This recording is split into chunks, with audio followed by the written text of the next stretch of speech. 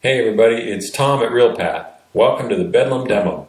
Today I'll be showing you some techniques to create cool fluid simulations in Motion and Final Cut Pro. To start, let's check the specs on the Mac I'll be using, just as a reference point for performance. As you can see, this is a late 2013 model iMac with a decent graphics card using 4 GB of video RAM. To check out the performance of Bedlam on your Mac, you can try the demo for free. Okay, let's start with a 3D title in Motion. I'll be working in standard def for this title. First, drag the Bedlam filter from your filters library directly onto the title in the Layers window. The Bedlam inspector contains two basic groups for mask and simulation controls. I'll click play to see what happens. Looks like I'm getting about 8 frames a second, and the simulation is drawing from a few bright spots on the title. First, I'll set the mask. That's where the simulation begins to draw. Open the mask group and set the opacity to 100 so we can see the mask. Since the color of this title is mostly dark, I'll set the method to dark areas and adjust the threshold, gamma, and density to create just the right mask. A mask with a little detail is usually better than a solid mask for making realistic fire and smoke.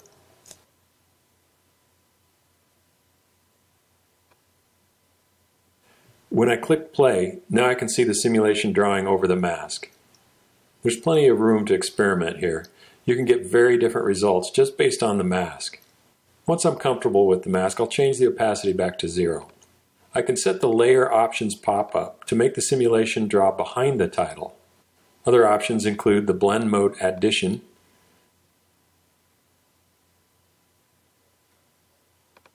and here's simulation only. This is handy for more complex projects, for instance to composite layers together using additional motion filters. I'll set the simulation to draw behind the title for this demonstration. Next, let's explore the style presets. I can let the playhead continue to run while I select from the presets. All of these presets are created from various settings in the simulations group. You can create your own and save them here as well.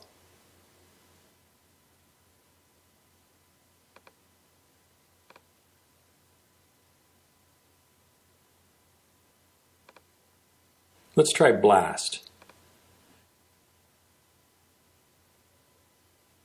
Here's what it looks like after a RAM preview is rendered. I've made a RAM preview for a few more presets just to show you what's possible in Bedlam. You can do all kinds of smoke and fog effects, and you can do liquid type effects.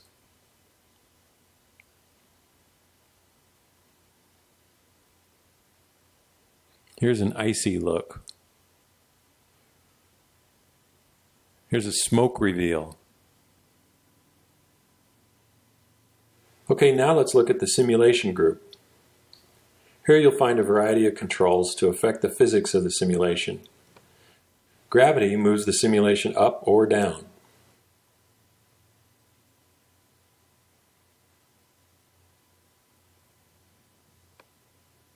Repel causes the simulation to draw away from the mask in all directions. High values cause an explosive-looking simulation. The smoke and fire life sliders impact how long the simulation remains during the animation. You can make a tiny flame or a robust bonfire. Some of the parameters, like the life sliders, have additional range beyond the slider boundaries. Drag will slow down the simulation with high numbers and speed it up with negative values. The wind parameter pushes the simulation left or right. It's important to point out all the simulation parameters can be keyframed in Motion and Final Cut for advanced effects. Turbulence and turbulence speed work together to determine how tightly the curls animate. Low turbulence makes a longer flame. High speed values agitate the flame more quickly into tighter formations. Viscosity and fluid density determine the thickness of the simulation. Think oil versus water. With a high viscosity, the simulation appears thicker. High fluid density increases the surface tension and causes the simulation edges to repel each other. Intensity controls the illusion of heat on a flame simulation.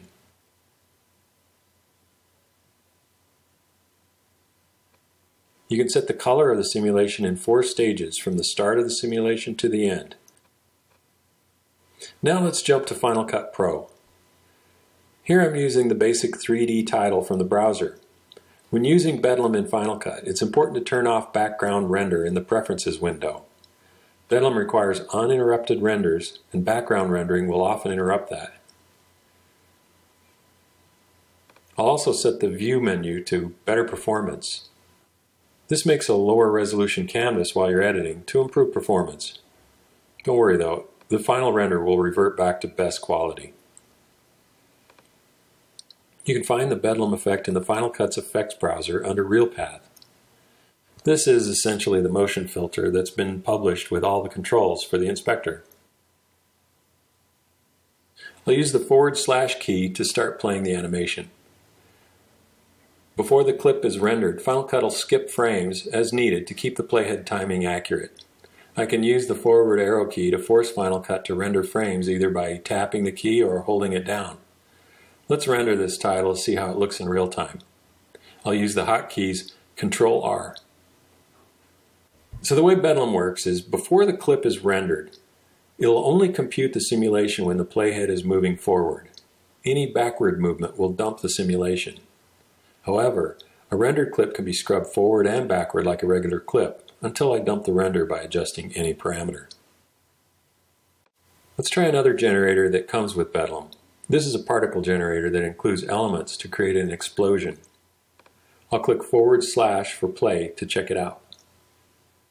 The particle explosions in Bedlam include an on-screen control for position. I'll scrub the playhead to a place where I can see the particles and move this effect over to the right. Now click Reset in the inspector to reset the particles in the new location. All the particle explosions in this collection can be adjusted to create a wide range of sizes and styles. Let's go back to motion for one more example, this time using a video clip.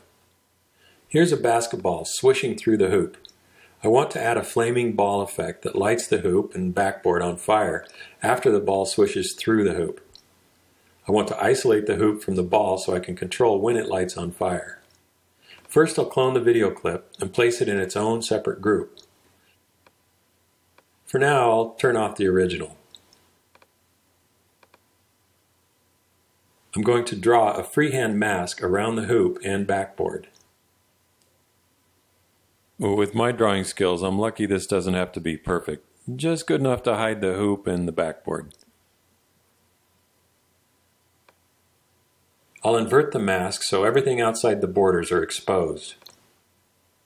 Now I'll turn on Record Keyframes and set the mask to move away as the ball enters the net.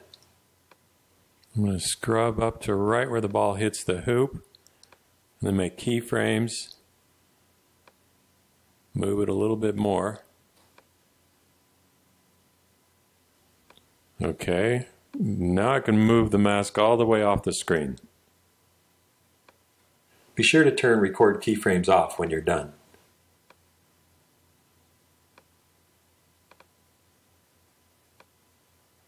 This worked pretty well.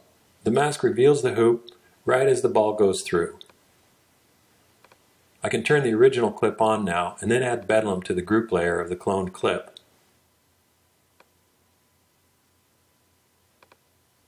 Now I'll check the mask to make sure it's drawing in the right place.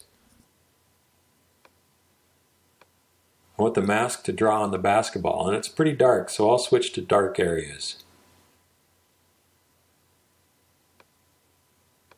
It looks like I'm almost there, but let's switch to the blast preset for a bigger flame. If I was doing this for real, I would probably keyframe the threshold parameter to ramp up the flames as the ball moves across the screen. But you get the idea. I can adjust this simulation for just the right effect, but this looks pretty good.